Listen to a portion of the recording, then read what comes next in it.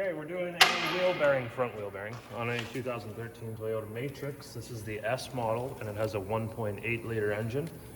There is a difference between the 2.4 liter engine. It has a bigger hub on it, but it'll be the same process, I believe. So start off by pulling wheels. Got a 21 mil socket. Take the wheel off. What you're going to need there, you can see that really all you're going to need, you don't have to get this flange, but the kit that I bought came with this.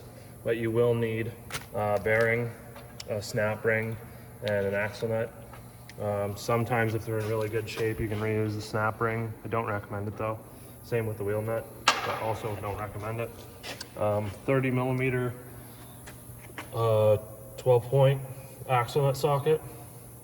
And yeah, we'll get into it here. 17 millimeter castle nut for your tie rod end, and 3 17 millimeter, or 2 nuts and 1 bolt on the bottom for the ball joint on the bottom. It's just a bolt in. 17 millimeter 2 bolts for your caliper bracket, and then I usually just leave the whole assembly attached and hang it up on the strut. But if you did want to take the caliper off, it's 2 14 millimeter bolts.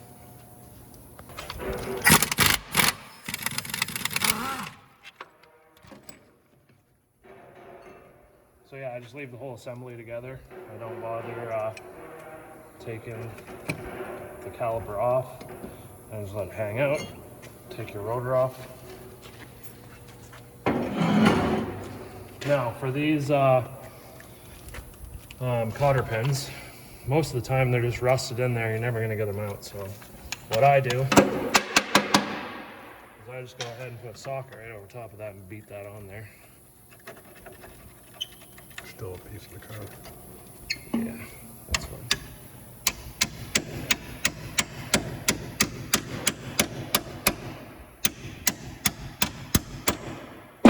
Just like that.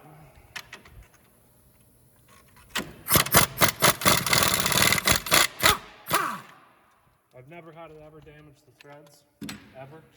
And then what you're gonna do is drill that out before you take this piece out. Otherwise it'll be flopping in around there. It'll be a pain in the behind to drill. Okay, so next thing I do is where this cotter pin is, I usually just take a center punch and try to make a bit of an indent for my drill bit to start. Sometimes you can knock the cotter pins out, but usually they're so rusted in there that it's gonna be a real pain.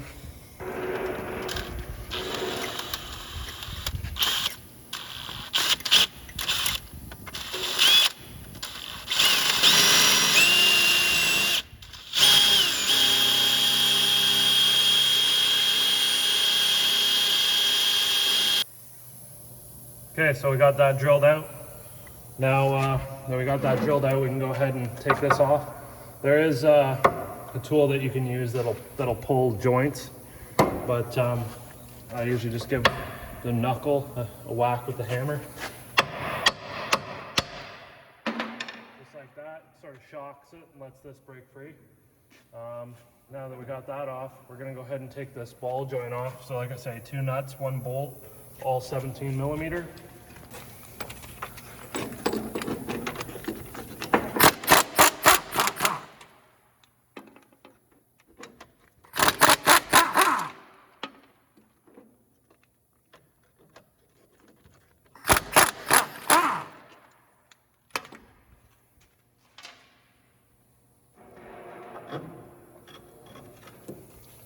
Now we'll take this axle nut out. I also forgot to mention in the beginning that we do have to take this whole knuckle out because it's a press-in bearing. So we're gonna need, I believe it's 2 22 millimeter wrenches. All right, now these axle nuts get staked. So one thing we're gonna do before we go ahead and rip that off is try to get this thing unstaked the best we can.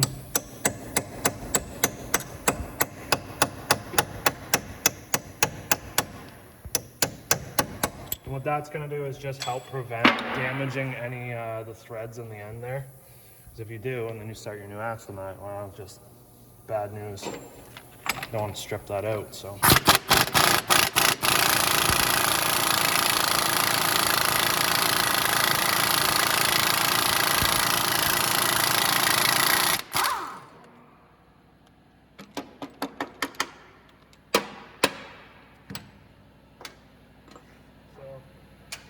set that aside. And we just want to make sure that our axle's free and that it's sliding through there, which it is.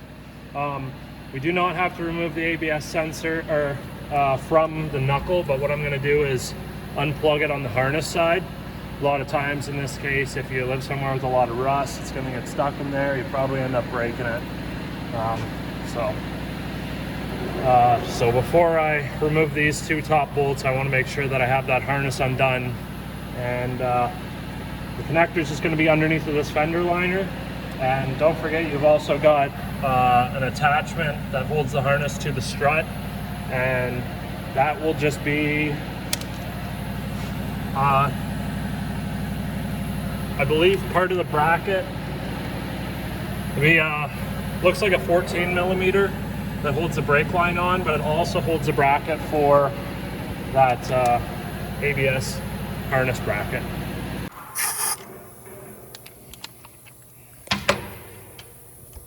Yeah, so 14 millimeter bolt, ABS harness bracket goes on first, and then brake line over top of that. So looks like there is actually another 10 millimeter hidden underneath all that undercoating.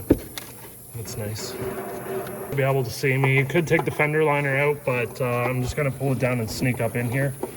And all I'm doing is getting underneath of the connector to unhook it off of the body.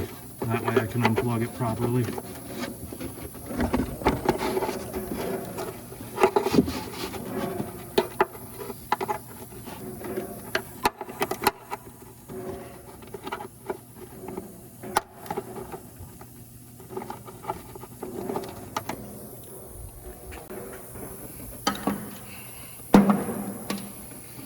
Okay, so all we're gonna do is just make sure that you can feel a little bit of give and take and push it together. Push down on that clip right there and then yank them apart. Try not to pull by the wires. These are super tiny wires and you wouldn't want to pull those out. So now that we've got it undone, we'll go ahead and take this 10 millimeter bolt out.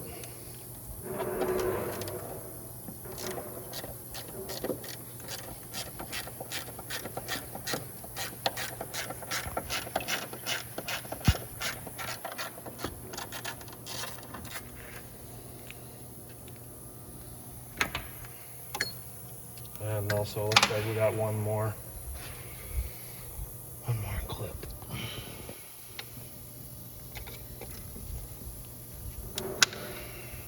Just like that. Now we'll go ahead and take those 22 millimeter nut and bolts out.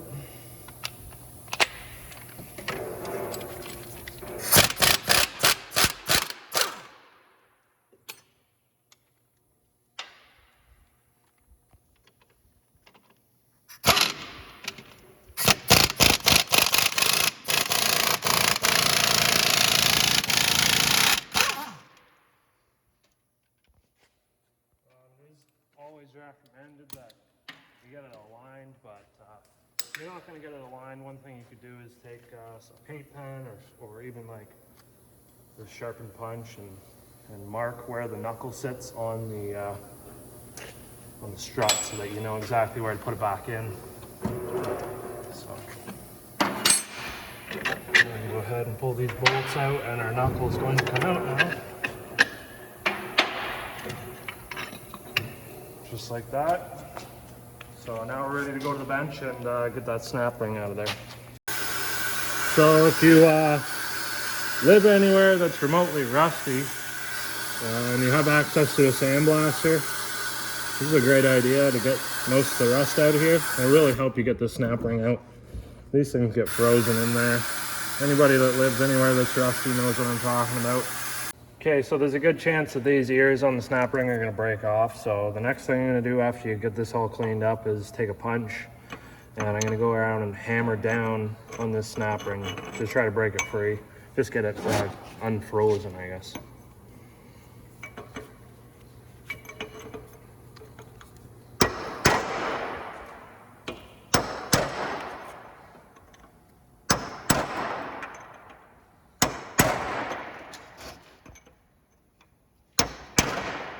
All right, so after shocking the snap ring by hitting it with a punch, I successfully dislodged the one side. I could see this side looked a lot better than this side, so I started over here.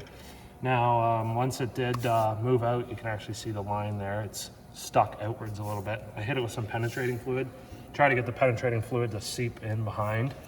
And that's just gonna help it lessen your chances of snapping this thing. So the next thing I'm gonna try to do is get this snap ring to close in a little bit so I can sneak a flathead screwdriver in behind and then pry this thing out.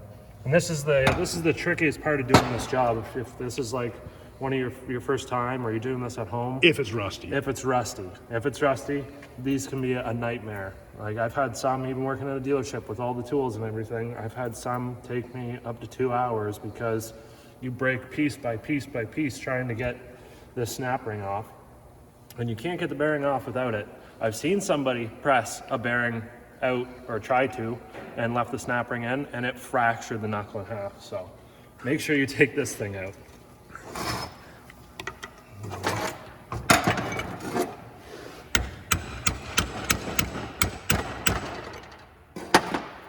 Might need you to hold this.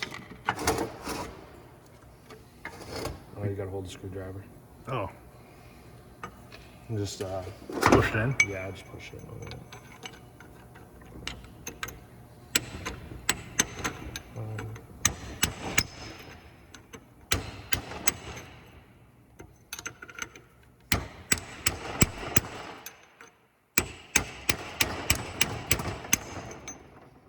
Okay, so once you get your screwdriver in there like that, you want to make sure you have safety glasses on, but you can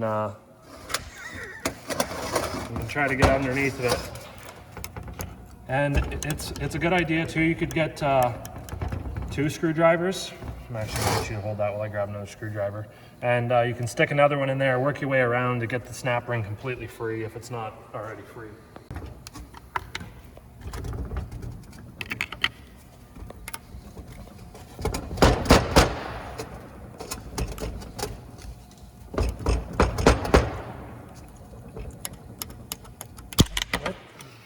Lost. Yeah, that's all right.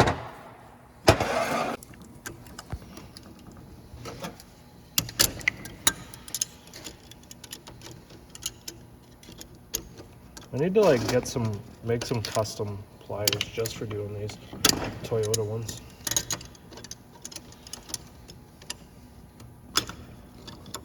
Step is to grab, I just use a socket with an extension, and you want a socket that's going to go inside of the race, because what we're going to do now is drive this flange out. So it's just pressed into this inner race. That's all it's holding it in. So we're just going to drive it out. And like I say, you use a socket, an extension, and a hammer and just drive it out. But what I'm going to try to do today is use the air hammer. I got this attachment that you can put 1/2-inch sockets on. And I'm going to try to drive it out that way. Good.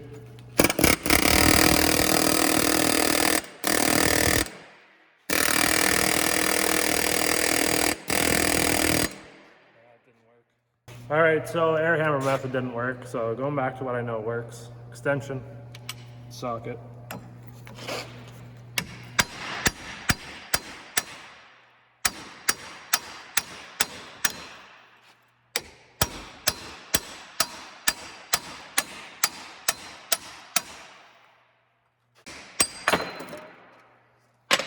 That's how you do that.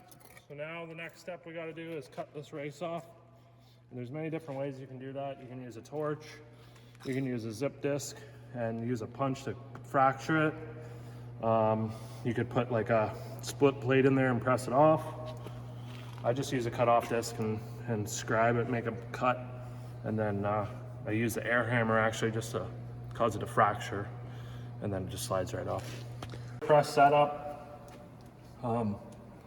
There is like a tool that comes with a bunch of different attachments. If you have work at a dealership, there's probably an SST that'll hold it all together while you put it in the press, whatever, or its own tool that will drive it out. But yeah, we're using a stationary press, and I've just stacked up a bunch of different pieces of metal to keep the knuckle level. And I bought this kit. Comes with a whole bunch of different steel spacers, It's actually a seal installer kit, but works, does the trick. So now we're just gonna start pressing and keep an eye on things.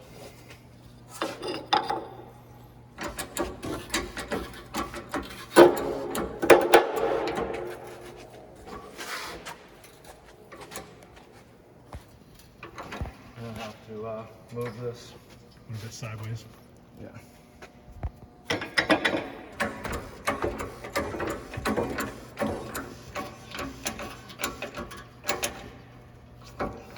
Yeah, this is not going to go well.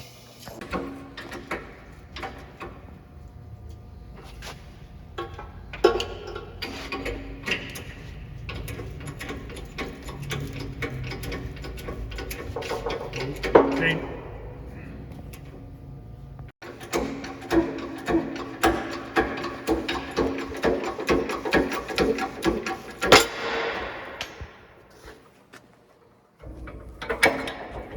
Okay, so now we got this, our bearing pressed out.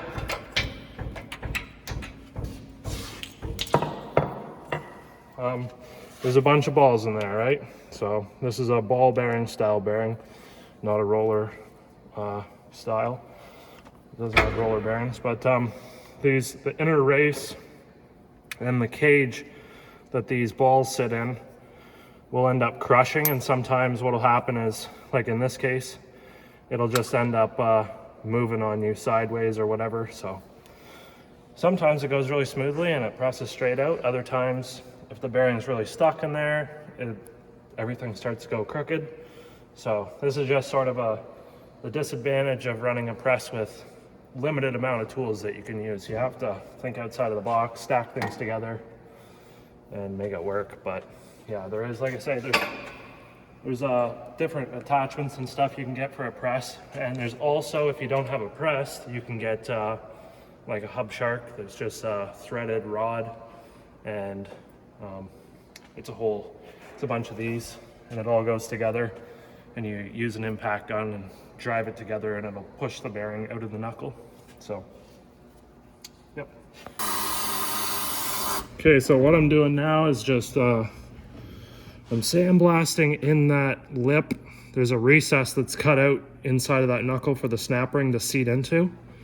So I'm getting all the rust out of there so that the snap ring seats in there properly. Everything goes together nicely. And the other thing that I'm doing is this portion of the hub here, or the knuckle, the bearing is going to bottom out inside of that and it'll stop. So always make sure that that's nice and clean and there isn't any rust or any foreign debris that's sitting in there, because it could prevent the bearing from bottoming out. Then you can't get the snap ring in, and then you can't press it out without destroying it. So it's a pretty important step that I think gets overlooked a lot. Okay, so now that we've got our bearing prepped, you can see we've got the surface is all nice and clean, and around the snap ring groove, that's all nice and clean. We set it down like this, nice and flat. The bearing's going to go in from the back side. Before you put this in, I recommend that you use some sort of penetrating fluid, engine oil, transmission fluid, something that's going to prevent rust, and just wipe it around in here. Just give it a little coating, and that's going to save the next guy or yourself a bunch of trouble from taking it out, because it's going to help keep the rust down. But never know, maybe you won't ever have to do it again, but it just helps the next guy. So then once you get some oil in there, we'll grab our bearing, and we need to press this bearing in on the outer race. So this is an important part for those of you that don't know. You have your inner race, and then inside there's those ball bearings and the nylon cage that keeps those all sort of in line, and then the outer race. So we set this in here, and we need something that's going to sit on that outer race. So you could either use something like that, or you could use the old bearing as well. That will work because it's the same diameter, right? So you could use the old bearing.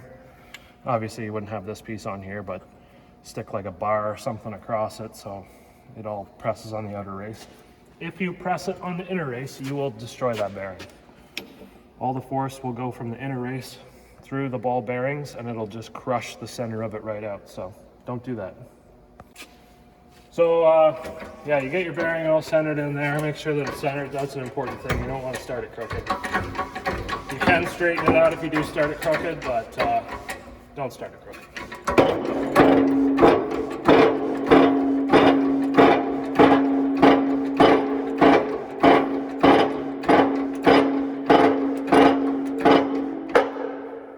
There you go. You'll feel it bottom out.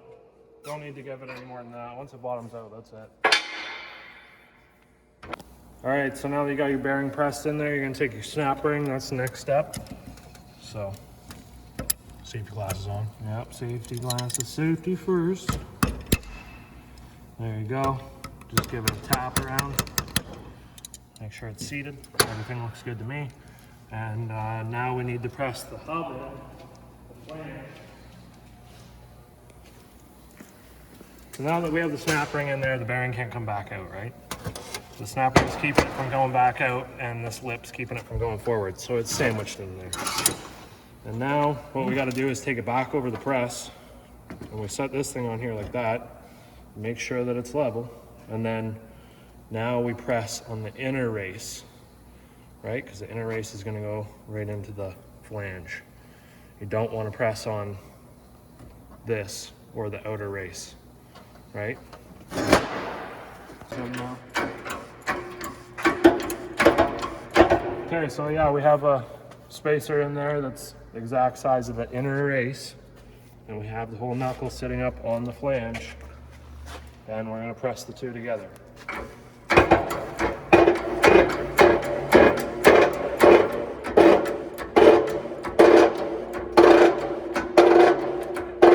Let's trim the spots here.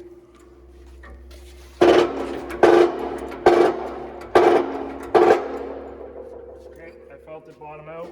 You don't want to go any more than that. If you do, it'll probably just start pushing the studs out. One thing to keep in mind, some of these bearings now, before you press this flange on, that's the time that you're going to want to put the backing plate on, if you have a backing plate. This one's obviously rotted. It's been gone for a while, doesn't matter. But some of them you cannot put on unless you have the flange off. So keep that in mind. Okay, so now we got everything together, ready to go back onto the vehicle. Now is also a good time too, just to check your ball joint. You would know if it's loose, it'd have a bunch of play in it, but okay, so I'm just gonna slide this on here.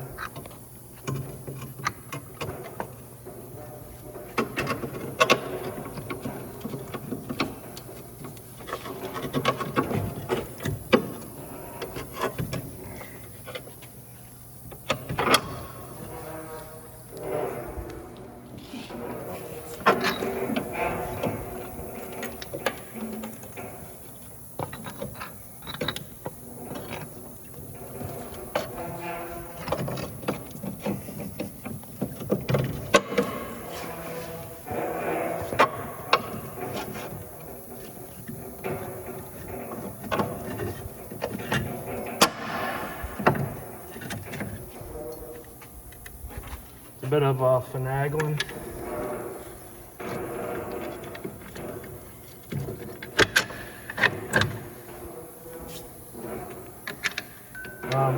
Any of these cars from the factory, both of the bolts are the same, but just watch, like I say, mark it before you take it apart or whatever, because some bolts are eccentric, so they're off-centered, and they're there to do that so that you can set the camber.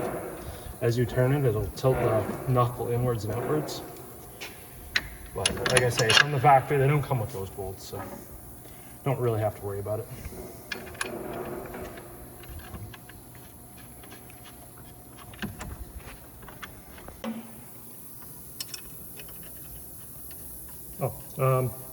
Okay, so now we're just starting the bolts on the bottom, the nuts and bolts. I just want to get everything set up in there so that the bolts are started. I'm not going to tighten anything just yet. And then I'm going to go ahead and get this ABS sensor bolted back on.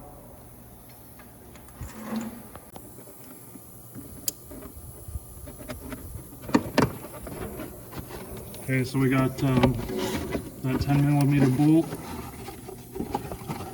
I have no idea where the hole is, so I'm just going to feel around for a while until I find it.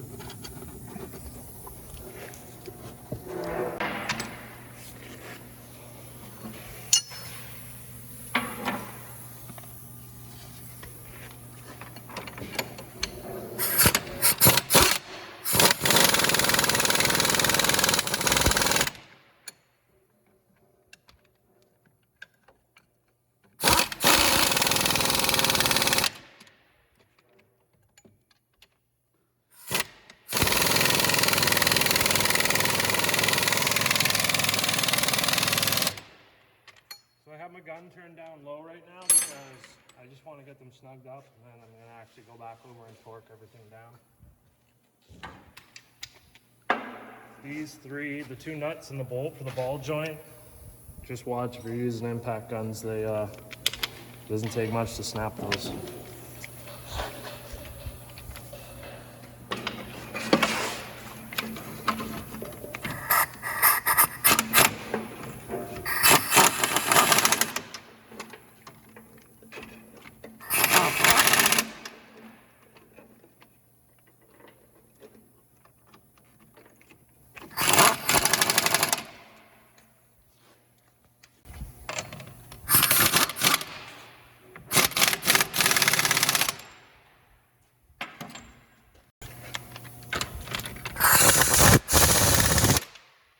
Same thing with the axle nut. It's important to torque these to spec.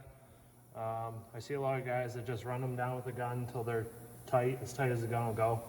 But there is a preload on that bearing.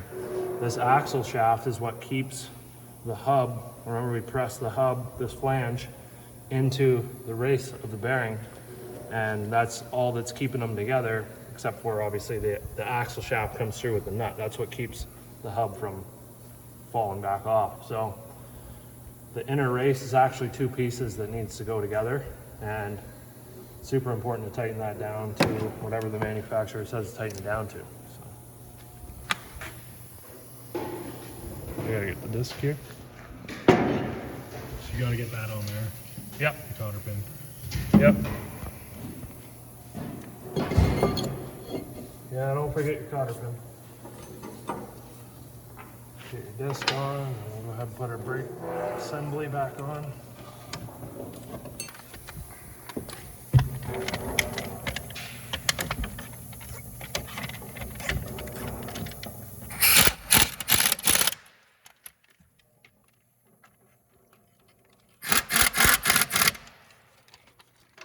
Yeah, it also sucks working on a drive-on hoist. It just gets in your way every time. And you have to bend over while you're holding weight. So, over torqued.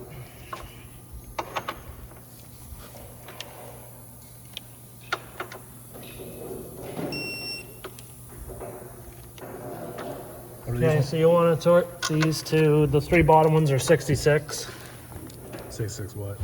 foot-pounds. And then for the knuckle to the strut, the 22mm bolts, it's 177 foot-pounds. 159. 159? Yeah.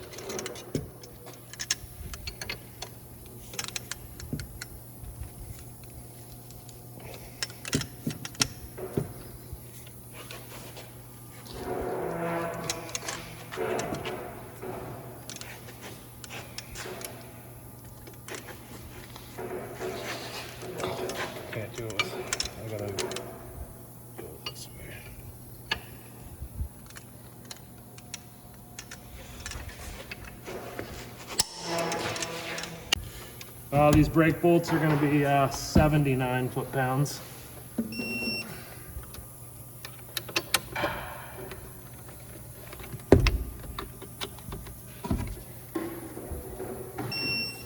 To stake this.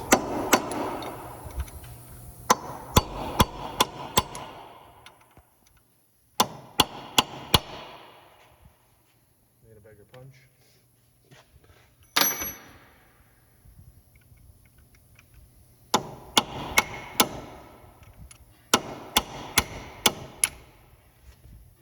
Foot-pounds is the torque spec. 79. Yeah.